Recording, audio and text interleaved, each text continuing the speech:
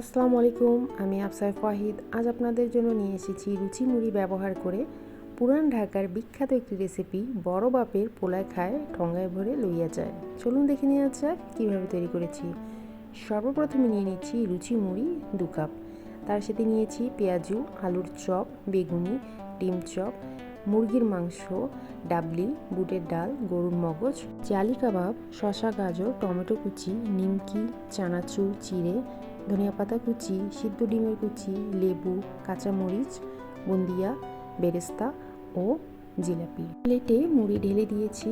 এবার হাতের সাহায্যে মুরগির মাংসগুলো মিক্স করে নিচ্ছি, পেঁয়াজগুলো মিক্স করে নিচ্ছি, আলু চপ মিক্স করে নিচ্ছি। একে একে সবগুলো উপকরণ হাতের সাহায্যে মিক্স করে নিতে হবে। এবার বাটিতে রাখা সিদ্ধ ডিমের ঝুড়ি, নিমকি, চিড়ে, সালাদ, ধনিয়া পাতা কুচি সকল উপকরণ একে একে দিয়ে দিব। সকল উপকরণ দেওয়া শেষ হলে সবার শেষে হাত দিয়ে ভালোভাবে মিক্স করে নিতে হবে।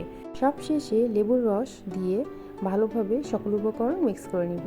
তৈরি করে ফেললাম রুচি মুড়ি ব্যবহার করে বড় বাপের পোলায় খায় বিখ্যাত রেসিপি। আশা করি রেসিপিটি আপনাদের ভালো লাগবে। ভালো লেগে থাকলে অবশ্যই ট্রাই করবেন।